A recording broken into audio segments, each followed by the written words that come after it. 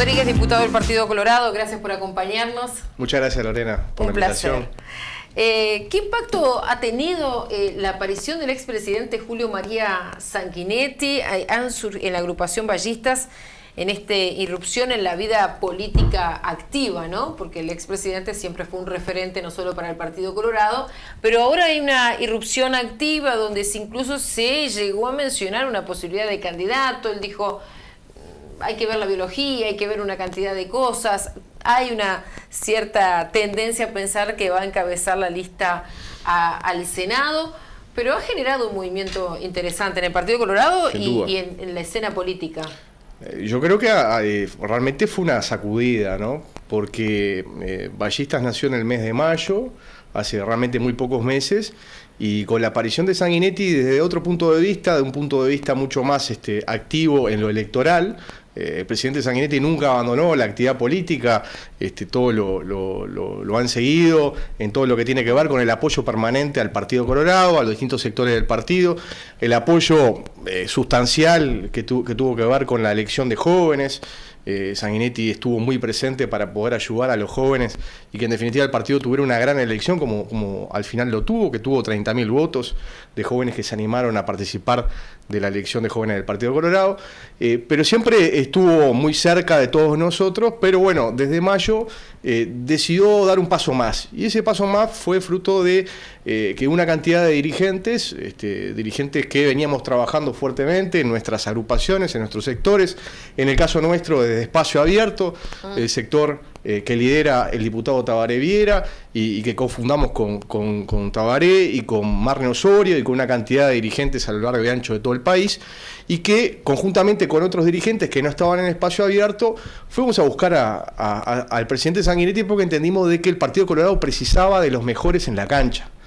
¿Costó esas conversaciones con Sanguinetti en ese momento? No costó demasiado, porque nosotros realmente tuvimos una reunión muy afable y muy de casa, en el cual les pusimos claramente la situación del partido, la situación de los sectores, y que realmente nosotros veíamos que el presidente Sanguinetti podía dar una gran mano al partido.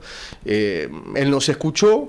Nosotros le pedimos ese nuevo esfuerzo, porque él obviamente ya venía haciendo todos estos esfuerzos que yo estoy narrando, aparte de los esfuerzos periodísticos y en lo que tiene que ver con la historia, ¿no? Con la escritura de los libros que él ha sacado en los últimos años. Pero cuando nosotros le pedimos, él lo que nos dijo que él estaba dispuesto a dar un esfuerzo más. Que él sentía que el partido necesitaba fortalecerse, necesitaba ser una voz imprescindible para muchos uruguayos que no encontraban una representación por parte de la clase política, y que era esencial de que el Partido Colorado en definitiva se recuperara para poder integrar un gobierno diferente al que nos viene gobernando en estos años, el gobierno del Frente Amplio. Entonces, en ese momento dijo que sí, que estaba dispuesto a dar ese paso, de ponerse como una especie de vocero de todos nosotros, y en definitiva lo que se ha demostrado en este tiempo, estos pocos meses, es en que en cada aparición de Sanguinetti realmente ha sacudido la escena. En cada acto que hemos hecho hemos encontrado un gran entusiasmo de la gente, hemos encontrado un gran entusiasmo de los jóvenes. O sea que reactivó y movió al Partido Colorado en general. Totalmente, lo puso en escena. Sí, por ejemplo, una encuesta de Opción Consultores revela un tiempo atrás que el 45% está de acuerdo con el retorno a la política activa de Sanguinetti. Pero hay otra encuesta de las últimas horas de Suaznavar, de Equipos, que hace una medición en la interna del partido. Sabemos que todavía, obviamente que falta mucho para las elecciones internas, que serán el 30 de junio del año que viene, pero es una encuesta que marca claramente un predominio muy fuerte de la figura de Sanguinetti dentro del concierto de las candidaturas a la presidencia del Partido Colorado, le marca un 67%. Realmente es una cosa que nos llena de orgullo y que nos motiva muchísimo. ¿Se puede interpretar como una presión para que Sanguinetti decida si va a ser candidato a la presidencia? Y bueno, se puede interpretar, sin lugar a duda. Hay muchísima gente que nosotros no podemos ocultar que hay muchísima gente que quiere a Sanguinetti como candidato a la presidencia. ¿Y cuándo se definiría? Porque él lo ha las dicho. internas están acá a la vuelta de la esquina. Sí, nosotros creemos que todavía hay tiempo. De hecho, las candidaturas del Frente Amplio todavía no están definidas. Así que entendemos que todavía hay tiempo. Nosotros lo que estamos haciendo en este momento es fortaleciendo el movimiento, fortaleciendo el sector. Ballistas nació hace muy pocos meses y realmente ha colmado nuestras expectativas, todo lo que se ha venido haciendo desde mayo. Pero sentimos que tenemos que seguir creciendo. Se ha hablado también, por ejemplo, de Tabaré Viera, del ex vicepresidente durante el gobierno de Jorge Valle, Luis Hierro López. Hay nombres en la danza, incluso Sanguinetti llegó a afirmar hay dirigentes muy importantes que en hasta se Ballistas. pensó en Talvi para este sector, antes de que su lanzamiento de Ciudadanos. Ballistas tiene una gama de dirigentes muy importantes, muchos de ellos con una ascendencia sobre el electorado colorado muy importante. ¿Y fue así? En el caso específico de Tabaré Viera, hay que decir claramente que el bastión colorado en Rivera ha sido mantenido a través de una política que ha establecido Tabaré Viera a lo largo de estos años en el departamento, en un proyecto de desarrollo departamental que lo continuó Marne Osorio y que seguirá continuando en el departamento porque realmente hay un gran equipo. En el caso específico del economista Talvi, apareció con la posibilidad de incorporarse al partido. Yo siempre lo he dicho y lo he recalcado, que es muy importante que gente que no estaba en la actividad política y que tenía determinado suceso en otras actividades, como puede ser la académica, o en lo que tiene que ver específicamente con el tema de la economía o mismo en la educación, Jorge Valle, el expresidente, que se incorporen a la política y en el Partido Colorado. Como posible candidato. Sí, Jorge Valle era muy amigo de Ernesto Talvi y entonces yo veo de forma muy positiva el ingreso de Talvi a la escena del partido, como de otra gente que está viniendo en este momento y que nosotros sentimos que con la fuerza que está teniendo Ballistas y con las apariciones públicas de Sanguinetti, estamos viendo volver a una cantidad de gente. Y eso realmente nos llena de entusiasmo. Creemos que el Partido Colorado tiene una chance real de crecer y crecer mucho. Cuando se habló de la salida de Pedro Bordaberry, del actual senador de Vamos Uruguay, del ahora ya extinto Vamos Uruguay, porque varios de sus actores están en distintas agrupaciones, muchos se plantearon, ¿qué va a pasar? ¿Quién toma ese liderazgo? Porque era una figura fuerte dentro del Partido Colorado. La salida de Bordaberry y la entrada de Sanguinetti de alguna manera nivela y hasta mejora el Partido Colorado. Quizás esa es la lectura que se puede hacer en estos meses. Bueno, yo creo que la aparición de Sanguinetti también se da en una circunstancia en la cual la gente está pidiendo a gritos un cambio. Y nosotros lo que vemos en nuestras recorridas es que está pidiendo seguridades, certezas. Y la figura de Sanguinetti es lo que da. Todos sabemos lo que es Sanguinetti para el país y lo que es Sanguinetti en el concierto internacional. Es una persona que tiene ideas muy claras, con un grado muy fuerte de convicción, que ha hecho reformas muy importantes en el país, y yo creo que la gente está pidiendo eso, está pidiendo reformas estructurales en determinadas políticas de Estado, y realmente ha visto con muy buenos ojos que, por ejemplo, Sanguinetti haya planteado la posibilidad de hacer acuerdos programáticos con el resto de la oposición. Creemos nosotros que realmente es muy necesario que en determinadas políticas haya un acuerdo, haya un consenso, porque todos sabemos que el próximo gobierno no va a tener mayorías parlamentarias. Entonces es muy importante el rol del político, que ese político que puede articular con el resto de los partidos y que puede bajar al papel las reformas que el Uruguay precisa. Hay una pregunta que llega de un televidente y dice: el expresidente Sanguinetti votó junto al comunismo contra la ley de privatización de las empresas públicas en el gobierno de Lacalle. ¿En qué vereda está? Bueno, a ver, el ballismo históricamente ha sido un gran defensor de las empresas públicas. Si el Partido Comunista o el Frente Amplio tomó determinada decisión en el año 92, eso es otro tema. La posición del ballismo ha sido históricamente en defender las empresas públicas, obviamente haciéndolas competitivas y eficientes. Nosotros no queremos una empresa pública que sea un anclaje, digamos, muy pesado para el desarrollo de la vida nacional y menos aún para la vida de cada uno de los ciudadanos. Nosotros por eso lo que queremos es que esas empresas, obviamente que existan, pero que en las cosas que puedan competir, que lo hagan. De hecho, perfectamente se hizo en el segundo gobierno de Sanguinetti, que se abrió la competencia en la telefonía celular, y vaya que logramos adelantos formidables en lo que tiene que ver con la tecnología, con la comunicación. Y todo eso fue porque hubo una apertura y hubo una visión clara de que Antel se tenía que fortificar a través de la competencia, y así se hizo y se logró. Rodríguez, ¿usted va a presentar un proyecto de ley de jubilación activa? ¿De qué se trata? Bueno, en los últimos tiempos se ha hablado muchísimo de la posibilidad de que el Uruguay encare en el mediano plazo o tiempo en el próximo gobierno, por una ejemplo, reforma de la seguridad social. Yo ahí sí lo que debo decir es que, si bien tanto el ministro de Economía, Astori, como el presidente de la República, el doctor Vázquez, han dicho en más de una ocasión la situación de la seguridad social, decir que recién un próximo gobierno tiene que atender este tema es realmente no tomar la responsabilidad que tiene todo gobernante, que es tomar decisiones cuando está gobernando. Pero más allá de esa situación puntual, si de cara al futuro el Uruguay precisa una nueva reforma de la seguridad social, pero sobre todo por la variación de las ecuaciones de etarias, ¿no? De la cantidad de años que vive hoy por hoy la gente, de la tasa de nacimiento, de la correlación entre activos y pasivos. Si todo eso amerita... por lo menos 5 años más le da para... Bueno, eso no se sabe. Yo creo que eso nosotros tenemos que ser muy responsables, porque hay que hacer estudios muy pormenorizados, lo que se llaman los estudios actuariales que hace siempre BPS, para saber a ciencia cierta cuáles son las distintas variantes que se tienen que modificar para que el sistema no entre en un colapso y sea sustentable. Yo creo que la reforma del año 95 fue una reforma de las más importantes que ha tenido el Uruguay. Fue una reforma que vino para quedarse, por más que determinados actores políticos o mismo el PIT-CNT ha intentado torpedear esa reforma. A la prueba está de que cada una, por ejemplo, las decisiones que están tomando ahora los cincuentones, que nosotros habíamos impulsado dos proyectos de ley para que hubiera una solución, estamos viendo de que a los mayores de 56 años solamente un tercio está optando por la desafiliación de la SAFAP.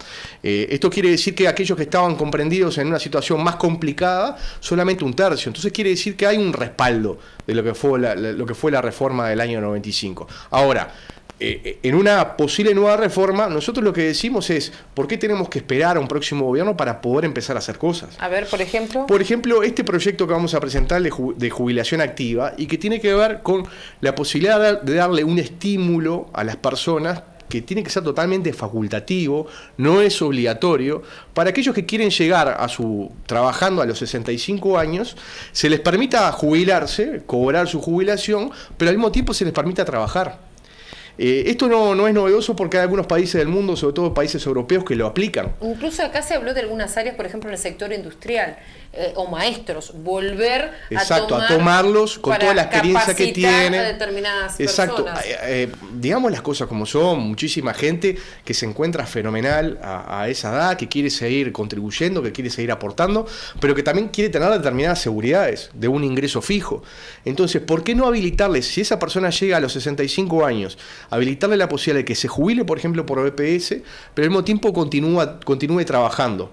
Y cuando trabaja, obviamente que tiene que hacer sus aportes al sistema, a lo que se llama el pilar de solidaridad intergeneracional, que nosotros entendemos que eso sería un aporte concreto para el sistema, ¿no? Que eso, para él. No para él. No, eso él recibiría el sueldo. El sueldo y la jubilación. Y la jubilación. Que es importante. Pero ese aporte que realiza iría a otras personas. Iría a otras personas. Para sostener el sistema. Iría a todos los beneficios que da la seguridad social, lo que tiene que ver con determinadas pensiones, pensiones a la vejez, pensiones por incapacidad, asignaciones familiares. O sea, entonces es algo que puede llegar a provocar de que mucha gente, entienda de que le es conveniente diferir su jubilación a los 65 años, y por lo tanto BPS no va a tener que poner plata, pongamos, de los 60 a los 65. ¿Y eso cuándo lo presentaría usted? Y lo estamos presentando en estas semanas. Estamos ajustando la redacción, pero ya estamos muy avanzados como para poder presentarlo, y es una contribución clara al gobierno, digamos, porque en este momento son quienes tienen que tomar las decisiones y en definitiva son los que tienen mayoría parlamentaria, pero al país todo. ¿Y ha conversado con otros sectores? Yo esta idea la he tirado en algunos lugares y creo que ha caído bastante bien. Creo que es una necesidad. Vuelvo a repetir, esto es facultativo de las personas, no es obligatorio. No estamos diciendo de que recién a los 65 años se pueden jubilar, sino que si llegan a los 65 años trabajando, se pueden jubilar, pero pueden seguir trabajando, pero ponemos como límite hasta los 70. ¿Por qué? Porque tiene que llevar una edad que obviamente comprendan lo que son las contingencias de la edad y que la motivación principal, que es pagarle un retiro digno a la persona para que pueda descansar, también se debe de cumplir. Pero atendiendo a lo que está sucediendo en Uruguay y en el mundo, nos parece una idea muy importante para que incluso haya mayor cantidad de activos, ¿no?, que puedan financiar el sistema, que todos han concluido de que alguna reforma hay que hacer y que en definitiva, por ejemplo, el déficit de EPS ha venido incrementándose de forma monstruosa y nadie ha atendido la manera tal de poder cortar con ese déficit, que lo que hace es quitarle recursos a las políticas sociales, quitar recursos a los ciudadanos a través de la imposición de determinados impuestos. Así que creo que es una idea concreta, positiva, que se puede lograr porque se utiliza en determinados países del mundo y que va a ayudar a la seguridad social. Uh-huh. Coincide con las modificaciones que se ha introducido, hablando de sistemas previsionales, el proyecto de ley de reforma de la Caja Militar, proyecto que está a estudio nuevamente en la Cámara de Diputados y que vuelve a trancarse con Darío Pérez, el diputado de la Liga Federal, porque considera que hay aspectos que se deben modificar más allá de la media sanción en la Cámara de Senadores. ¿Cuál es su visión al respecto? Y que generó todas unas rispideces, sin duda, hasta la sanción del comandante el comandante del ejército, sí. Manini Ríos. Yo creo que como toda reforma, como todo proyecto de ley que pasa por el Parlamento, es fundamental escuchar a todos los involucrados. Yo lo que no comprendo es cómo en la Cámara de Senadores no se le permitió a las autoridades de las Fuerzas Armadas poder decir lo que entendían sobre esta reforma. Perfectamente se les podía haber permitido un informe por escrito para que en definitiva eso fuera un insumo de trabajo para la comisión, ¿no? La Comisión de Hacienda y Seguridad Social de la Cámara Alta, y eso no sucedió. Entonces yo primero lo que entiendo es que tiene que ser un proyecto de ley en el cual se pueda escuchar todas las campanas. Y no se ha escuchado, entiendo. Yo creo que no se ha escuchado, inclusive creo que no se ha tenido en cuenta la especificidad de la materia. Creo que tiene una redacción bastante complicada y entreverada, que puede generar dudas a la hora de la interpretación, de la aplicación de las normas. Yo lo he dicho también en Cámara de Diputados, yo no me cierro a la posibilidad de discutir una reforma de los requisitos para poder acceder a una jubilación o un retiro por parte de los militares. Ahora, creo que se tiene que escuchar a las partes, creo necesario de que tiene que haber un texto que sea armónico, y creo sin lugar a dudas de que se tiene que tener en cuenta la especificidad de la carrera militar. No es lo mismo las carreras que, por ejemplo, están amparadas o los oficios y las actividades que están amparadas en MPS que es la carrera militar. Entonces, ahora en estas semanas, la Comisión de Hacienda, integrada con Seguridad Social de la Cámara Baja, de la Cámara de Diputados, va a empezar el tratamiento. Todavía no hemos empezado a tratar el proyecto. Yo creo muy oportuno sí poder citar a las autoridades de las Fuerzas Armadas, o en todo caso conocer de primera mano qué es lo que piensan. En cuanto a la sanción del comandante del ejército, porque me parece importante comentar esta situación, yo creo que fue un exceso. Un exceso de los 30 días a fue totalmente un exceso. Yo no he compartido muchas de las declaraciones que ha hecho Manini Ríos en el último tiempo sobre determinadas temáticas. No compartí lo que tiene que ver con la situación que a mi juicio es violatoria de la laicidad, cuando se hizo una misa del ejército en una iglesia, y se lo hizo de forma reiterada. Creo que sí que afecta a la laicidad, y en ese caso estuve en desacuerdo con la actitud del comandante del ejército, y lo marqué. Pero en esta ocasión yo creo que es totalmente un exceso porque yo escuché la grabación y realmente no hace alusiones políticas. Ahí el comandante del ejército no habla políticamente, señala alguna de las cosas. Habla del desconocimiento del ministro de Trabajo, ¿no? Pero habla de alguna de las cosas que no se tienen en cuenta a la hora de propulsar este tipo de proyectos. De que va a haber una cantidad de soldados, por ejemplo, que no van a tener retiros. Ahora, está sujeto a jerarquía, por eso señalaba. Está sujeto a jerarquía, pero por eso hay una diferenciación entre hablar de cuestiones técnicas y hablar de cuestiones políticas. También se señalaba de que no era la primera vez que con Manini y Ríos había discursos, pero había entonces, tonos que... Lorena, entonces tendrían que haber sancionado en su oportunidad. Acá no es lo de los partidos de fútbol, ¿no? Que por faltas acumuladas va la amarilla, ¿no? Se tiene que sancionar en el momento que se acomete un exceso o se está por fuera de las normas. Y esto generó malestar en las fuerzas, porque además está toda la discusión de la reforma de la caja militar. Y algunos señalan, se lo consultábamos al ministro Rossi, se dio la sanción y se conoció la semana pasada, concretamente el lunes pasado, pero se dio además el hecho de lo que sucedió este fin de semana con la banda militar que entonó el himno a Tres Árboles, un himno emblemático y simbólico para el Partido Nacional, y esto se generó fuertemente malestar, incluso dentro de las filas del Partido Nacional y del gobierno. ¿Hay algún vínculo o se debe que, bueno, se pidió permiso, se consideró que no iba a pasar nada y cayó mal? Bueno, a ver, eso entra dentro del ámbito de la interpretación subjetiva de cada uno, ¿no? No tenemos pruebas fehacientes de que exista una asociación clara entre la sanción al comandante del ejército y la entonación de la marcha de Tres Árboles. Secuencia cronológica. Hay una secuencia cronológica, eso sí es cierto, pero luego lo otro, la asociación, bueno, es de interpretación, es libre y subjetiva, ¿no?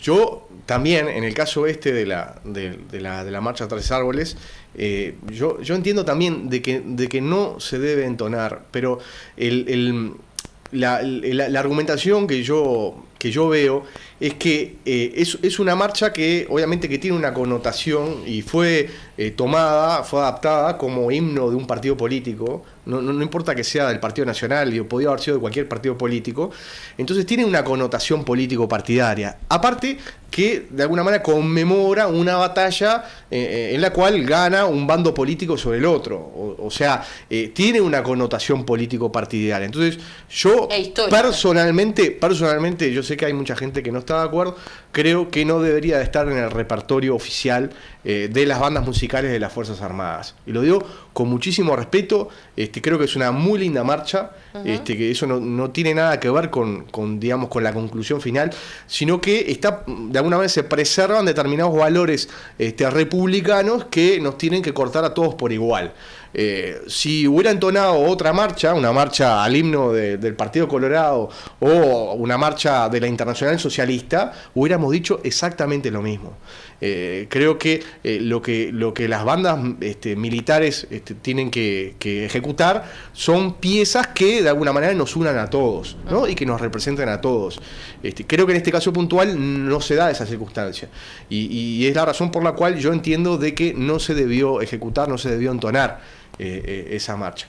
Ahora, yo no puedo hacer la asociación de la situación con el comandante del ejército, porque incluso el comandante del ejército está en el exterior. Viene esta madrugada. Viene en estas horas. Entonces realmente esa asociación no la podemos hacer. Sí hay una secuencia en la cronología de los hechos, pero yo creo que en realidad que no tiene mucho que ver. ¿No? Genera polémica, la sanción y después. Pero también dejemos claro que que aquí no se juega ni en las instituciones. Yo creo que sí que hay un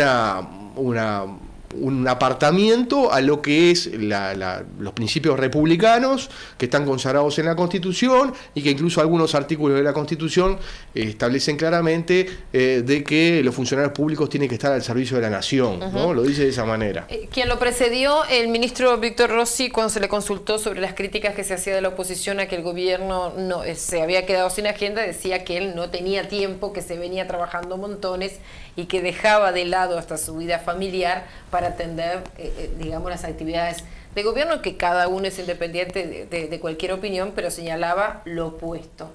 ¿Cuál es su visión, diputado, sobre la marcha de este gobierno? Bueno, yo coincido con la afirmación de que el gobierno se quedó sin agenda. Nosotros lo vemos en Cámara de Diputados, a la hora de tener que tratar los distintos proyectos, realmente es muy menguado, son muy pocos los proyectos importantes que manda el gobierno, que manda el Poder Ejecutivo. No pongo en duda que el ministro trabaje o que otros representantes del Poder Ejecutivo trabajen o dejen de trabajar. Lo que sí es cierto es que no hay reformas estructurales que beneficien al país. Todos vemos la situación que se está viviendo con el tema de la seguridad y no hay un atisbo de cambio. No hay un atisbo de cambio. El presidente de la República esperó a que el ministro Bonomi se fuera al exterior para decir que iba a conformar una comisión intersectorial o interministerial para poder tratar el tema de la seguridad. Y esa comisión parece que nunca se reunió porque nunca nadie más supo qué pasó con esa comisión. Bueno, una reunión. Entonces, una reunión pública conocida. No hubo cambios en lo que tiene que ver con Le preguntamos con al presidente en lo particular y dijo que se venía trabajando, pero no aseveró con qué frecuencia se seguían reuniendo. Bueno, pero la gente claramente siente que la seguridad cada vez es una preocupación central en sus vidas. Y además han salido a manifestar los vecinos. Y que los ciudadanos, los uruguayos, todos han salido a manifestar en todas partes del país. En todas partes del país una preocupación central y no hay intenciones de reformar. Entonces, no hay reformas que pueda hacer el gobierno porque todavía le queda tela para cortar. Pero el gobierno está dedicado a la campaña electoral. El presidente de la República dijo a aquellos que se van a dedicar a la campaña electoral se tienen que renunciar a los ministerios. Y lo que vemos todos los días es una danza de nombres, ¿no? Sobre todo de los ministros de Estado, que Carolina Cose, que el ministro Murro, que cada uno se hincha de que Astori puede serlo, no puede serlo. Entonces, están en campaña electoral. Han ido a comité de base a hacer campaña electoral en vez de estar gobernando. Y no todos están en campaña electoral. Está bien, pero el gobierno tiene una responsabilidad central porque los uruguayos los eligieron para gobernar. Entonces, que se dediquen al gobierno y que el presidente de la República cumpla con lo que dijo. Aquellos que quieren hacer campaña electoral están en todo su derecho, pero tienen que renunciar a los cargos.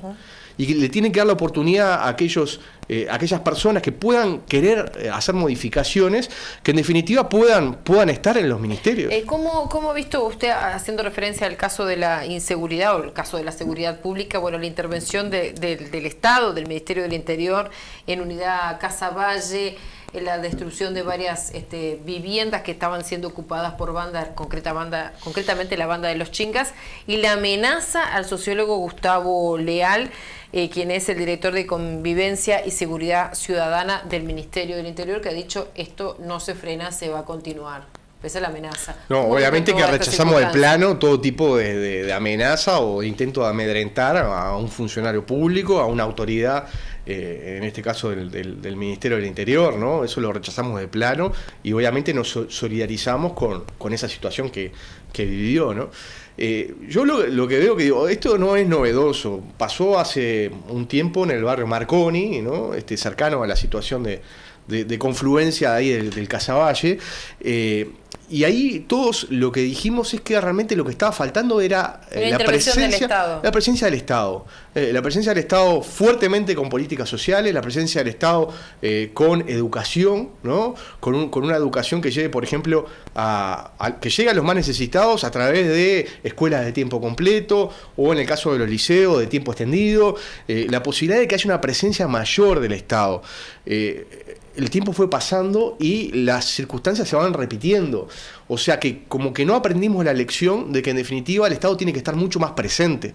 Entonces lo que se ha conformado en estos últimos años son bandas de narcotraficantes en esa zona de la ciudad y son zonas liberadas, porque en definitiva el Ministerio del Interior no había actuado con la rapidez que en su momento se le requería.